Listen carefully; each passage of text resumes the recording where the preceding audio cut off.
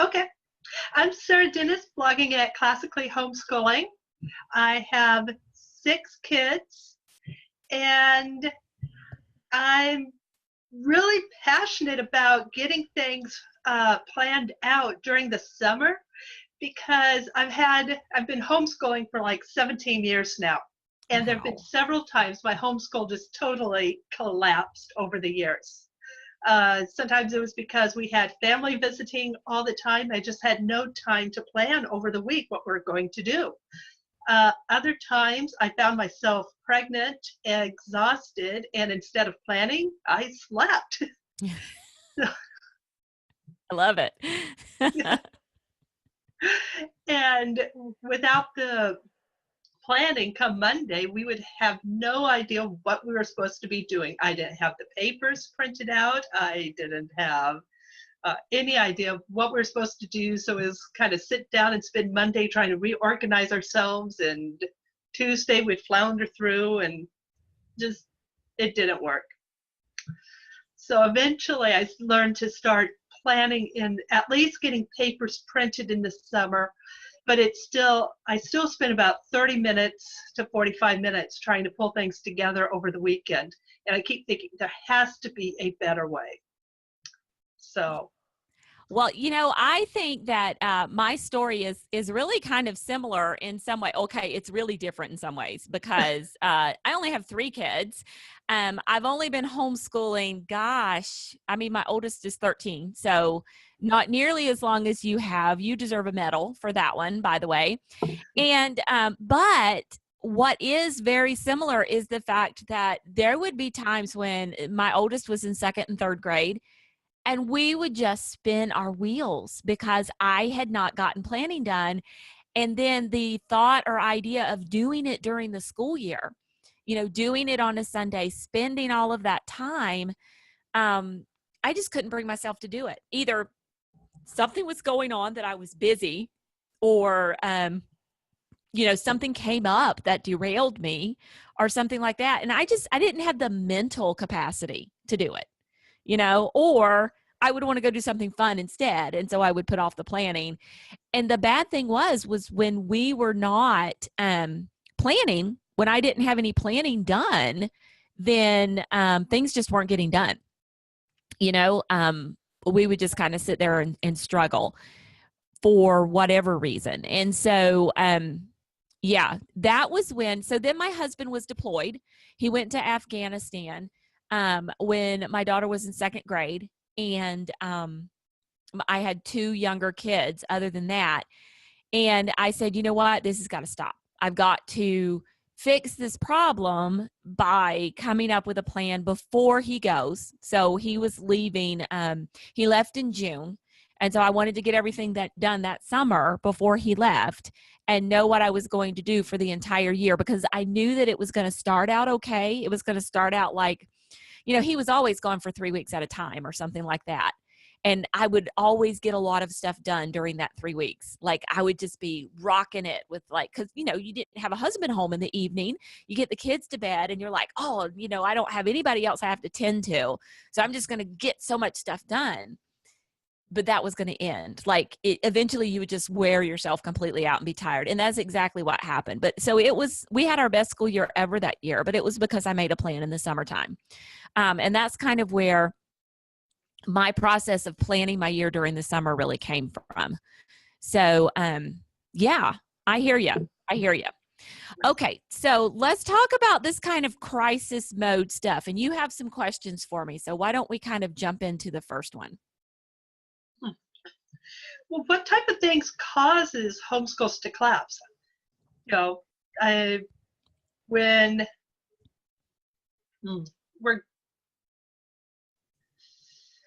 I know I had pregnancy, you had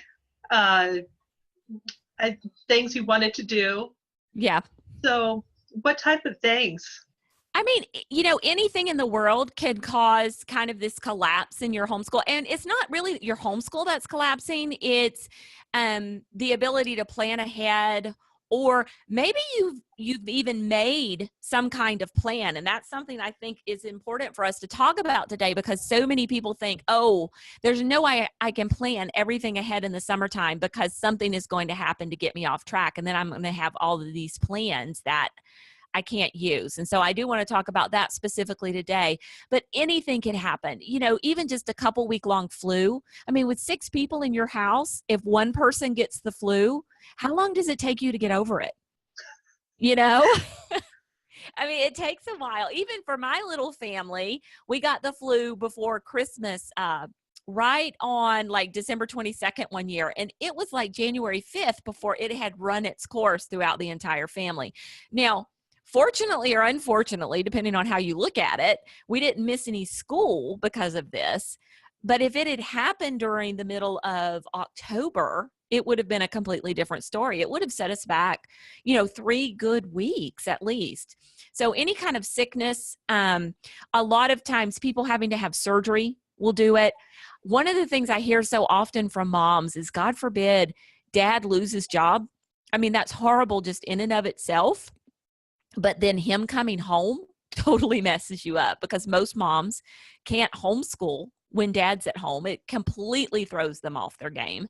So that's the kind of thing that can, cause you to lose weeks of homeschooling. Elderly parents, foster care and adoption a lot of times will be something where, a new child enters the family and it kind of throws everything for a loop. And some of these things are bad things, but some of these things are blessed events, but it's still makes homeschooling a struggle through those times. So I think those are, and if we haven't hit upon yours, throw it in the chat box, because I know that there are probably things out there we're missing. And a lot of people try planning during the summer and it doesn't work. What's the biggest mistake that people make? So I see a couple of things that happens to people. And, here's the deal. If you girls are anything like me, and I think Sarah is, I'm a perfectionist. I love to see everything all pretty and laid out. And for me, the planning is the most fun. I mean, seriously, it's way more fun when it's all pretty plans on paper than when it's, in the dirty, in the nitty gritty part of like getting it done. It's just much, I would just like, if somebody would just pay me to plan their homeschool and that's all I had to do all year long and I didn't have to homeschool my kids, that would be like a dream job. So it's the execution that's the problem.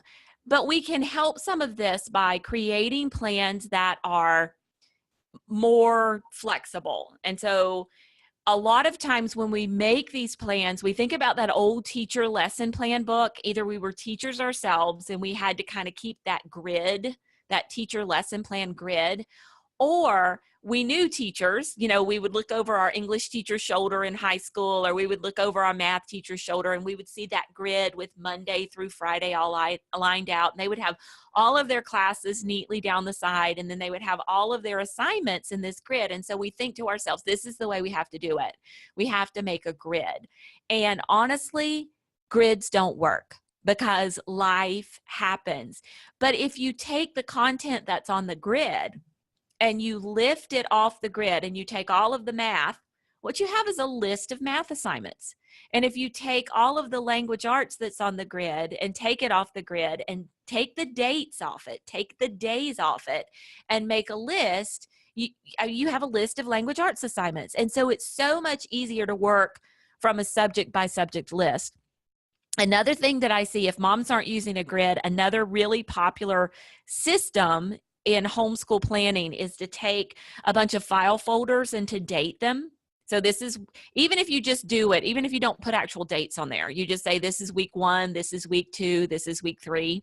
And you put all your, you take your math sheets and you spread them all out into all the weeks, and you take your grammar sheets. I mean, some of these ladies go and they cut the binding off of their curriculum and they like sort it through all of these folders. I couldn't do that. I mean, what would happen is I would get to week 3 and I would be needing to pull from back here and pull from back here and shifting things around. And week 3 wouldn't be week 3 in 2 subjects, but it would be in another, and it would just be a mess. And so I think what we do is we create these systems for ourselves where we're kind of putting ourselves in these tight little boxes where what we need to do instead is plan in a way that creates something that we can follow, but not in that tight little box way. Did that answer your question? I think so. So how did you discover moving from lists and switching from grids? Well, just my own frustration with the grids, because I would make the grid and then it was constantly something I was always having to change. And so, you know, even if you do it by week, even if you do your grid just by week, you know, I'm constantly still having to X things out and by circle and arrow to the next day. I mean, oh man, if I had $1 for every time I'd drawn a circle and an arrow to the next day, I mean, my kids would have college scholarships.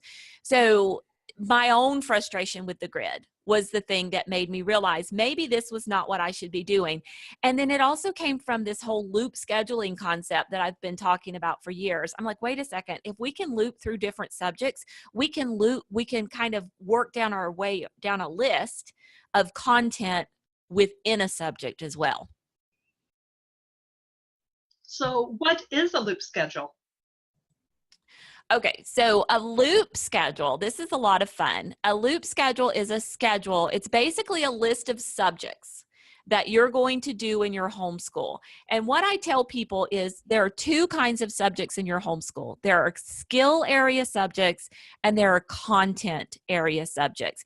And recognizing the difference between these kinds of subjects in your homeschool can be very freeing for you, because homeschool moms are always like, oh, I've got a 7th grader, we've got to study world history this year, or I've got an 8th grader, we've got to do American history, or I've got a 3rd grader, we've got to do, you know, botany or whatever. And it's really not true. And I'm sorry about my dogs. They're downstairs barking. You might can hear them. But basically skill area subjects, and I may have to like text my husband a dirty text and say, please come and get them. Skill area subjects, excuse me, 1 second. Please get dogs. Okay. Skill area subjects are things like math, handwriting, learning to read, and learning to write. These are subjects that need systematic, almost daily practice in your homeschool, because these are the skills that learning builds from.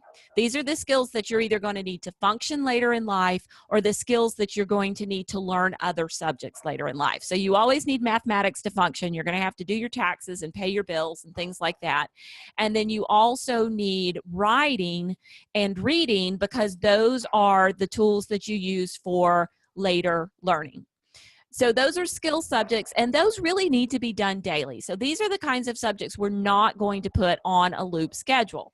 But content area subjects are things like literature, history, and science. And those subjects are the subjects that we have a lot more freedom in how those are studied. So those are the subjects that, quite honestly, you could skip some in elementary school. Nothing says you have to do science every single year. If you have an interest in science, or your children do, that's different. You can also loop these subjects a lot more easily and also block them a lot more easily. Sarah, are those dogs, are they a big bother? Are you hearing them? I haven't been hearing them. Okay, good. Then maybe my microphone isn't picking them up, because he's de-wallpapering the back bathroom and he's not responding to my text. So if you guys can hear them and they're bothering you, let me know, and I'll have to get up and go downstairs for just a second, but I don't want it to bother you. So those content area subjects are those subjects that you put onto a loop. And so you make yourself a list. We're going to have science, we're going to have history, maybe some music appreciation, some Shakespeare, what's something else? Fairy tales. This is something I've put on a loop schedule before, because I always think it's important to read my kids fairy tales, but I don't always think about when do we read them, you know? And so I put all of these subjects on a loop. And every day during school time, we have what I call loop time. And during loop time, we sit down and we start at the top of the loop and we work on the first subject that's up there. And maybe we work on a lesson from the second subject and a lesson from the third subject, as much as we have time for. And then when we finish for the day, we close the books and we're done. The next day when we pick up where we left off in the loop. So if we got to the fourth item on that list the day before, that's where we pick up. Maybe that day we only get one thing done. So the next day we go to pick up, and maybe one of those barking dogs gets out of the fence and we have to run and chase it down because it's escaped. So whoops, we don't get to any of our loop subjects today, but we're not behind, because the very next day on Thursday, when we sit down to do loop stuff again, we simply pick up in the list where we left off and do the next thing. And so you never end up being behind on your subjects because you're working your way down this loop list. You're doing as much as you can in the allotted time. You're stopping, and then you're picking up the next day where you left off. So what this means is you never end up in November and you're on lesson 24 in science and you're only on lesson 6 in history, because all the days that you've allotted to doing history are days that you got called away or something happened and you didn't get anything done. And actually my house, it works the opposite, because I'll always default to history over science, because science is messy and you have to get stuff. So. Yeah, I did. When the older kids were little, we had science on Tuesday and Thursday, but I was always tired on Thursday. So we'd always run behind on science because we didn't do much on Thursdays. You get to Thursday afternoon and you're just like, well, I'm kind of exhausted. So yeah, we'll just do this next week. And this is one place where if you'd had those on a grid, or if you had those in a set of folders, you know, this science lesson in the folders, now your grid's not matching or your folders aren't matching up anymore because, you know, you haven't kept up in one subject like you were supposed to. And so that's why eliminating that grid and then putting these things on a loop makes your life so much easier. Kind of similar. I did Calvert for a time, and they did day 1, and they'd have a list of things to do. Day 2, they'd have a list, and we'd just work, and I'd draw a line on the paper wherever we stopped, and we just pick up there and then start day 2, and then draw a line. And that is absolutely a fabulous idea. So I've had some ladies recently ask me, because they want to kind of follow this idea of getting rid of the grids, but they want to use a kind of a done-for-you curriculum like a Calvert or a Sunlight or a Bookshark or something like that. And they're like, how do I pull these things off the grid without having to like sit and retype everything? And I think your way of doing that's fabulous. But so your list becomes just down the column, back up to the top of the column, down the column, back up to the top. And you're just working your way through it that way with as much as you have time for. And yeah, I love it. I'm going to steal that, Sarah. Oh, I'll tell other people to use it. That's fabulous.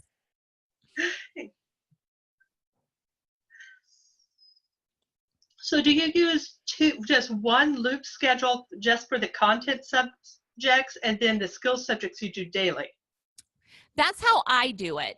So just to give you a little peek inside my homeschool, and honestly, it used to be that we had the loop time during our day. Now, instead of calling that loop time, we actually call it morning time. So that is where we do all of our looped subjects, is in our morning time. And so we have a set time of day for morning time. We put all of those looped subjects in there, and then we do some things in there daily too. We do prayer daily. We work on our memorization daily. There are a few things we do in morning time daily, and the rest of the time it's those loop subjects. We're working through that loop that we have. Then a second section of our day, because I like to plan my day in these big blocks. I never say math is going to be at 9 and, handwriting is at 9:15. I don't do that. I work in these big blocks. So the second big block in our day is our skill work, or our table work is what we call it. And this is when my kids we use the spiral notebook technique from Sarah McKenzie. They have their little spiral notebook list that they're working down. And the things that go on that list are things like math, handwriting practice, writing, typing practice, multiplication or addition drills. What else do we put on there? I always pad it. I always pad everybody's list with about 1/3 busy work. And I know busy work kind of gets a bad rep in homeschooling circles. They're like, oh, I'm not going to give my kids any busy work. But when you have multiple kids sitting around the table and you need to be working with some of them, there needs to be a few things on their list that they can do by themselves. So I always try to make it really meaningful work. Maybe a better term for it is independent work. I try to make sure that at least 1/3 of their list is independent work. So there's always something, I'm taking this kid and working with him. I'm taking this kid and working with her. But when I'm not working with you, there's something on your list you can be doing by yourself. So yeah, we do the skills work every single day except for co-op day. And then we do the loop work in morning time, and we do that every single day except for co-op day as well. Okay.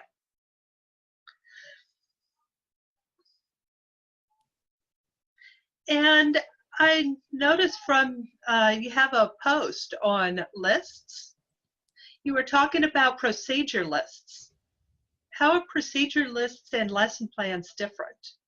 Okay, so this is a lot of fun. So the post is about the 3 kinds of lists you could use. It's kind of like this whole topic we're talking about here is how to make a plan that you can use that, if your homeschool is falling apart, you've got it all planned out and everything, and you're not going to get behind.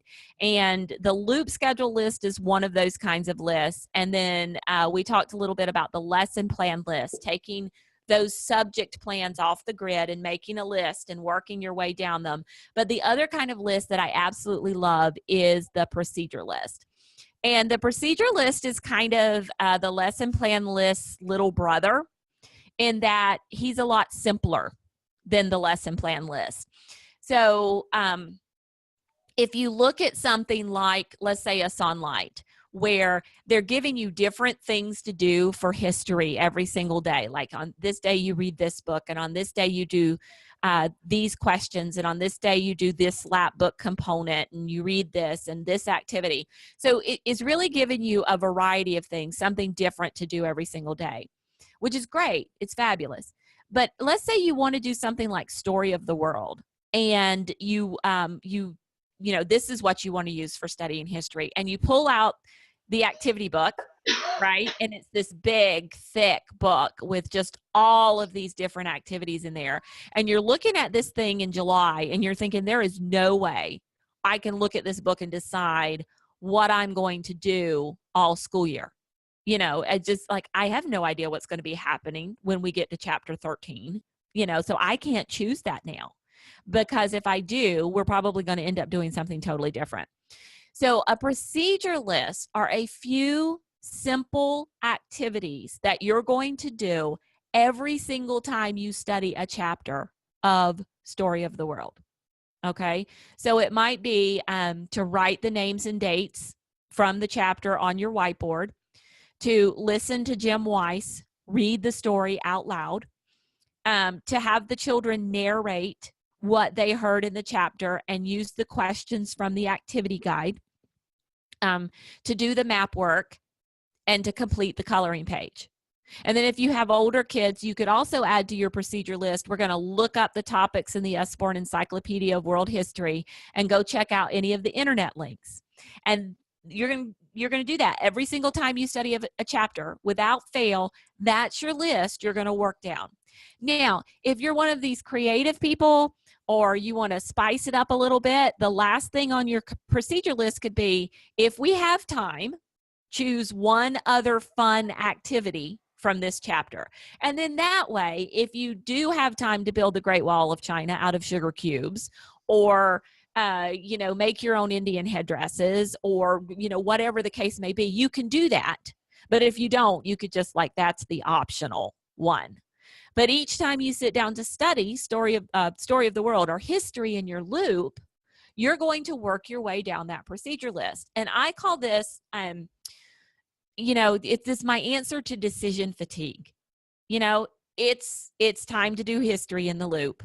I'm going to pull out the book. What do I do now? Or I know I got to do history this Tuesday. It's Sunday. So now I got to make my copies and I got to figure out what I'm doing. But if I've made this procedure list in the summer and I know that this is what I'm going to do every time I do history, and I've copied all of my maps and I've copied all of my coloring pages, and I'm complete, I've marked with little sticky tabs in the book all of the pages that have narration questions on them and put like the chapter numbers out there. I'm going to be rocking this on Tuesday because all I have to do is like give them the maps, give them the coloring pages, and push play on Jim Weiss, and bam, we're done with history. No muss, no fuss. So do you create procedure lists for all subjects? No. No, I don't. Okay, so this is what I do. First of all, there are some subjects that don't need a procedure list. And let me look. Hold on, I'll get an example.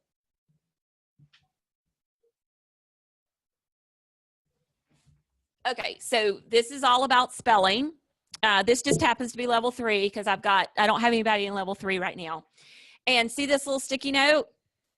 That's it right there. That tells me, and it's at the end, but normally what I do is open this book and I say, okay, depending on the age of the child. So by the time we get to level 3, we're pretty much doing an entire lesson in one sitting. But when they're younger and they've got to write all those phrases and stuff, maybe not. But we work our way down, and then I use the sticky note and put it where we stopped. And so like if we stopped on the part where you have to write the words, I put the sticky note there, I close it. The next day when we do spelling, I take it out, I open it up. And I mean, this is a scripted curriculum. Now, I don't read everything that's in here verbatim. A lot of times I'll skim it and just make the point to the kid before we move on. But I use the little sticky tab to help me remember where we are. And I'm just following the procedure that the curriculum has already created for me. So that is one place where I don't create a procedure list. Another place where I don't create a procedure list is if I know I'm going to do a more detailed lesson plan. So if I want a little more variety in what we're doing, I don't want to do the same thing every single time. Now I have been known for like foreign language to create 5 different procedure lists. Like this, if we're going to take a week to do each lesson, this is what we do on Monday. These are the things we do on Tuesday. These are the things we do on Wednesday, Thursday, and Friday. I've done that for like Song School Latin, Song School 2, Latin for children. But if I know I want more variety, I want to do different kinds of things, I'll create a lesson plan list instead. And that's where, like one year we were doing Shakespeare, and I had 3 or 4 great Shakespeare resources. And I know I wanted to do like this little 10-week thing on Shakespeare, but I didn't want to do the same thing every single time we sat down to do Shakespeare. So I came up with a little like, okay, this time we're going to read this book and we're going to do this activity. And this time we're going to read this and do this activity. And then we're going to read part of this play and do this, or just read the play or whatever. So that wasn't a procedure list. That was the lesson plan list. So. Okay. So what type of things should go onto the procedure list? Just whatever you want to do, or? Yeah, just whatever it is you want to do. And I always encourage people to take a look at your goals in studying a subject. What is it that you're wanting your kids to learn? So for example, we did a geography, a study of the 50 states one year. And, there were a lot of different resources that we had and that we could use in doing this geography study. And this is a great thing about a procedure list is you can take kind of a jumble of resources. Like, let's say you have a bird app. Okay. How many of us have downloaded a bird sounds app to our phone and then like, we never use it because when do we use it?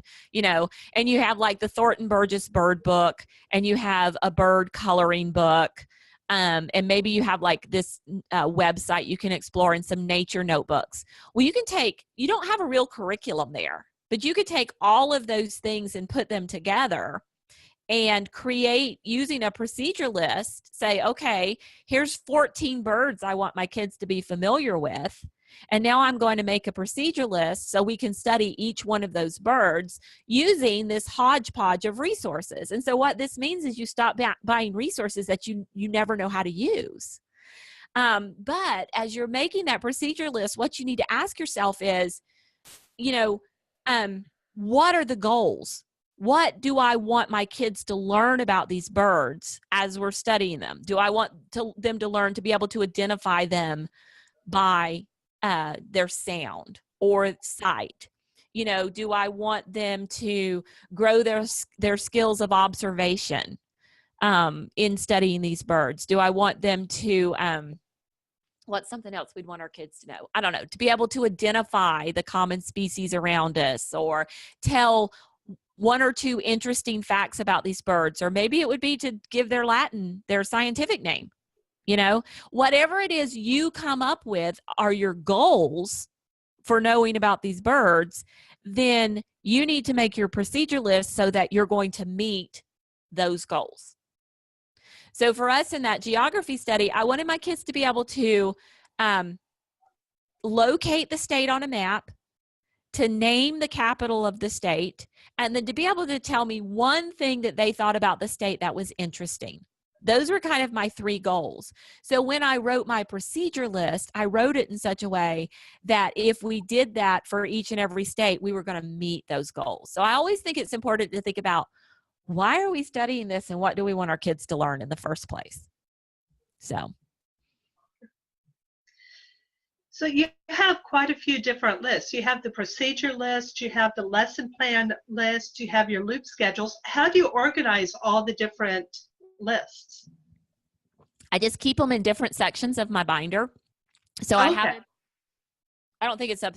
I think it's downstairs, but I have a teacher binder and kind of the big front section. I always keep my attendance up front because I always forget to mark it.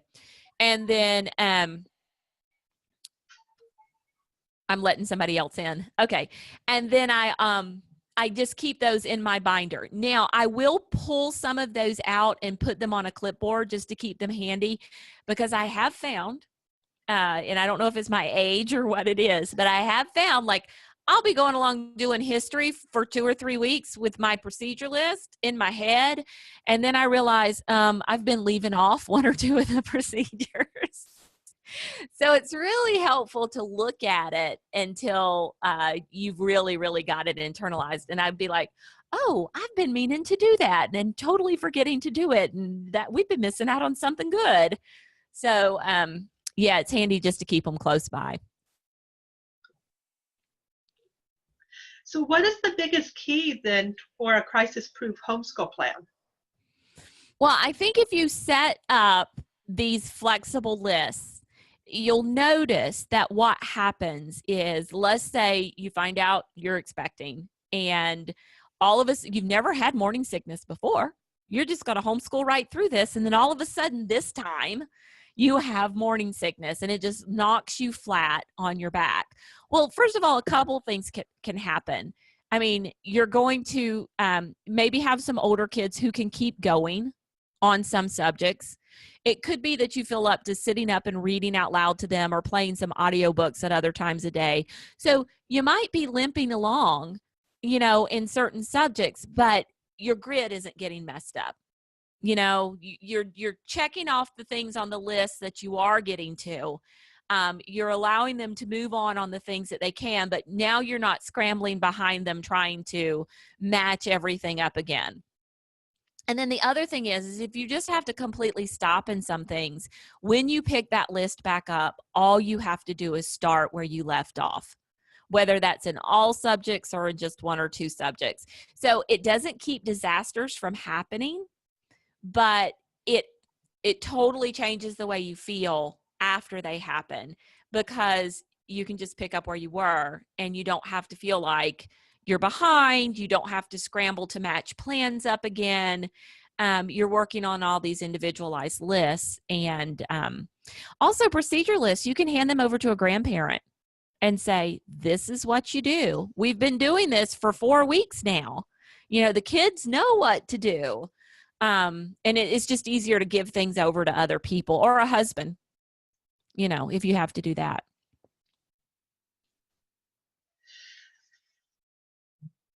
So if you could only do one task to crisis-proof your homeschool, what would you do? I would make procedure lists. I would make procedure lists. So, because those to me are the biggest thing to like saving my sanity. I know what I'm going to do for history today. I know what I'm going to do for science tomorrow. I know what I'm going to do when it's language arts time, or it's time for somebody to study grammar, or, like I don't even have to think about it. I can just, to me, that makes every curriculum open and go. Is when, math UC is so easy for us. All about spelling is so easy for us because it's all right there. I know exactly what to do. I don't even have to think about it. And when I create these procedure lists for other subjects, I take that curriculum or that pile of resources and I turn it into something that's open and go. Don't even have to think about it. And so to me, that's the biggest thing. Yeah. Well, thank you, Pam. Does anyone else have any questions?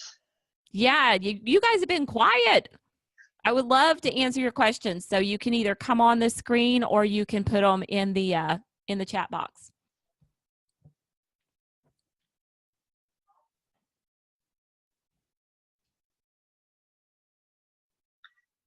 Well, I have one more question. My 10th grade son loves his weekly grid that I create for him. So what do you recommend instead of a weekly grid? It's an assignment sheet I hand to him. Well, I don't know that I would necessarily get rid of the weekly grid for the 10th grader. So the only thing I would suggest is making it, taking the time to make it once a week. And when I was doing this, I did it last year. We're going completely back to spiral notebooks this year. I'm not going to do the weekly grid anymore. And I was doing them last year because my kids were in co-op. And so we would get, and I don't know what, your son probably likes it because he feels like it gives him control. Like he can pick and choose what he wants to do and things like that. So we would take all the work from co-op and we would put it out on this weekly grid each week. And I was still circling and drawing arrows and circling and drawing arrows. So I'm going back to the spiral notebooks. If you cannot convince him to do a spiral notebook, then put it on the grid and just, he's going to have to be the one that circles and draws arrows. And yeah, he doesn't bother. He just checks off what he's done. And then he does like Monday. If it's not checked, then he does Monday, even if it's on a Wednesday. Exactly. Yeah. So if that's what he likes, if that's working and he's functioning, hey, you said 10th grade, 11th grade? Yeah, he'll be 10th grade. You got a 10th grade boy that's doing school, I wouldn't rock the boat. So if it's working for him, yes, I'll make you your grid and yeah, not a problem. So. Although I did create lesson, that's what I thought. And so I created lesson plans so I could cut and paste. Yeah. Instead of thumbing through the books each week. Yes. Now that, if you're doing those on the computer, that is a lifesaver. So all you have to do is just paste the next thing from the list into the right square. So I always handwrite those things myself, but. I can't remember when we started doing them on the computer, but I tried giving just lists to the kids and they were like, Mom, I can't see what I need to do. So. Okay. Yeah. So it works for them. I'd go for it. Yep. So you still have the master list. You're just moving the things from the master list to the grid each week. Yeah, after I went through your autopilot course, you were talking about the lesson plans, and I went, because before, last year, for both high school kids, I was going through and creating their science plans on the fly. Right. But you said to do the lesson plans, so I'm like, there we go. I can just cut and paste, and Perfect. If we only do 2 days, I can just move the 2 days over and then put the next 3 days there. Perfect. Yeah. Yeah. So that'll be helpful. All right. I don't see any other questions. So I think we're good. Now I do have a question. Oh, yay. Oh, yay. All right. Okay. I would change them. So Joanna wants to know, if you plan everything in advance and the procedure list you created don't seem to be working, maybe they're too vague or too many steps, what do you advise? So Joanna, one of the things that I advise throughout the school year, and we have a whole module about this in the autopilot course, is this periodic review of your school plan. So we help you, we sit down and mark a time on your calendar periodically through the school year. No, we don't advise you do it any less than quarterly. And some people do it like once every 6 weeks or something like that. Or I think monthly is getting a little extensive, but some people do it every 6 weeks, where you actually sit down as the mom and we give you this questionnaire, this kind of list of things you should go through to review your plan and see, is it still working for you? And if not, how can you tweak it? So this is one of those situations where if you have this procedure list and you're finding, we always skip that. We never do that. We're still doing great. We're still meeting all the goals. It just doesn't seem to be working. Then, you know, that's a place where you would rewrite the procedure list. Or if you're like, well, you know, I have my procedure list here and we sit down to do history every week, but we're forgetting something or something, you know, we're missing something still, or it's not as easy as it should be, then yes, rework that procedure list and get it just right, tweak it until you've got it exactly right. And you're going to find that. You're going to find if you set up your plan at the beginning of the school year, usually I try to review a good 3 or 4 weeks into the school year, just because that's the point where I'm like, okay, this isn't working. This isn't working. Let's change this. Let's move this around. And 2 things have happened. The more I've planned like this, and I've been planning like this since my daughter was in 2nd grade, and she's going to be in 8th grade next year. So for 6 years. So I did this process last year, and it took me all of about 6.5 to 7 hours to do it from front to end. What we've told our people who are taking the autopilot course is set aside 20 hours. And it used to take me about 20 hours to do it myself. But now, and Sarah, who's been homeschooling, you know, even longer than I have, even though some of the processes in the course might be new to her, she's probably still going to move through it at a little, because, I mean, your routines are pretty ingrained, you know, in what you're doing. Yeah. Yeah. And so, you know, you've had multiple kids, like, you know, child number 4 is probably doing a lot of the same things that child number 1 did and child number 2 did and child number 3 did. So you kind of got it together. But that fixing things and tweaking things, I think, is just part of the process. And that's why we made it module 10 in the course. The course doesn't end with, oh, here's your plan, have a great school year. The course ends with, now let's make sure it's going to work for us all year long as we go through. So great question. Did that answer everything, Joanna?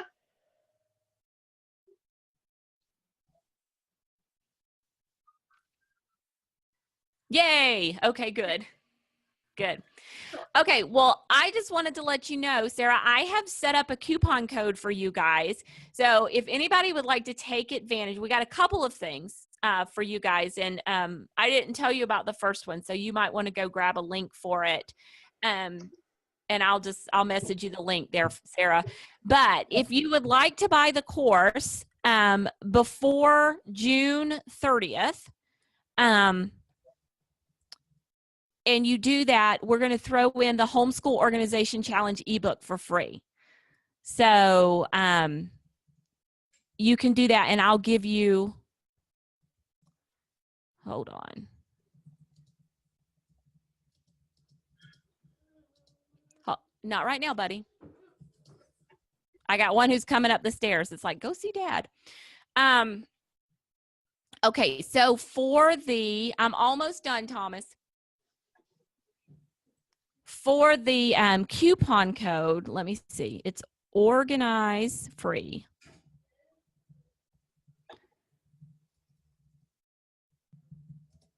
Okay, so that's the coupon code that gets you the Homeschool Organization Challenge ebook. If you purchase the course before June 30th, you put both things in your cart and put in organize free, and you get the ebook. It'll be in your account as well. Yeah, here's the homeschool planner. And here is that the, That's probably not going to work like that. Let me help. okay, here's the autopilot course. Yep.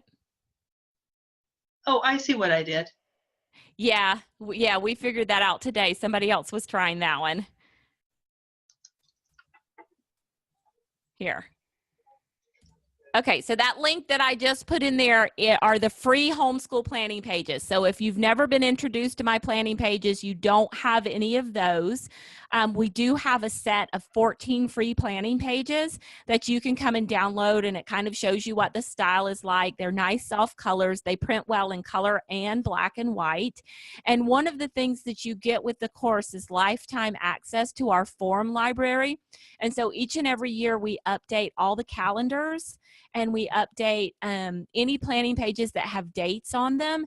And for life, you get those absolutely free. You can come back and download them. We keep them in the library on your account. All you have to do is log in. So a lot of moms tell us they really love that, because if they download things on their computer, sometimes they lose them and they can't find them again. Never happens to me. I'm constantly going back to my website and re-downloading things. And I have the originals somewhere on my computer.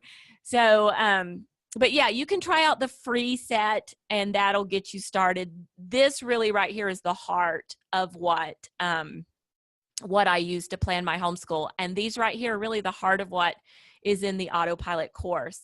And then Sarah, you wanted to tell real quick before we go, you wanted to tell everybody about the Facebook group.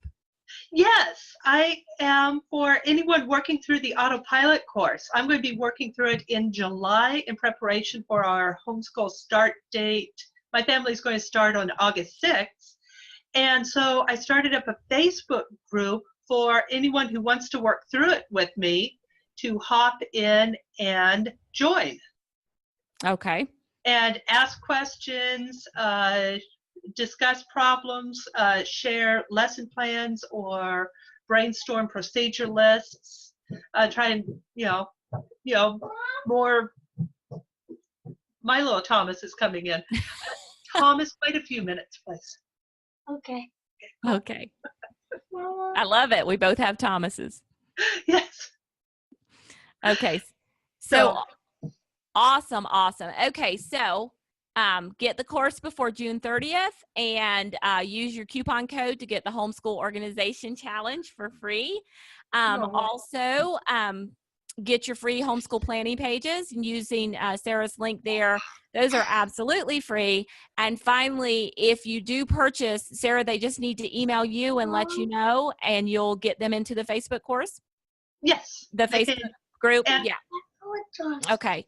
And I'm assuming they all have your email address, but you might want to pop it in there for them. Yes, let me, whoops. I think your Thomas is about as old as my Thomas is. Yeah, Thomas is 7. Okay, mine is 8. So yeah, lots of fun. And I have to go see why he was upset. But I'm sure 8. You're almost 8. That's awesome. Talk to Jonathan to go. Wait a few minutes. Okay. All right, ladies. Here's my email address. Perfect. If you have any questions, you can email Sarah. If you have any questions about the course, what's inside, or how it works, you can email us at info@pambarnhill.com, and we'll be happy to help you out. And you also get mentoring in the forums on the course, as well as Sarah's Facebook group. So she's just adding an extra layer of personalized attention for anybody who buys through her link. So, all right. It was a lot of fun. Bye, Thomas. All right. You guys have a great day. Thank you, Pam. This has been very helpful. All right. Oh, thanks, Jennifer. I'm glad you found it helpful. That's wonderful. All right. We are going to sign off as soon as Pam can figure out how to do that. Bye. Bye.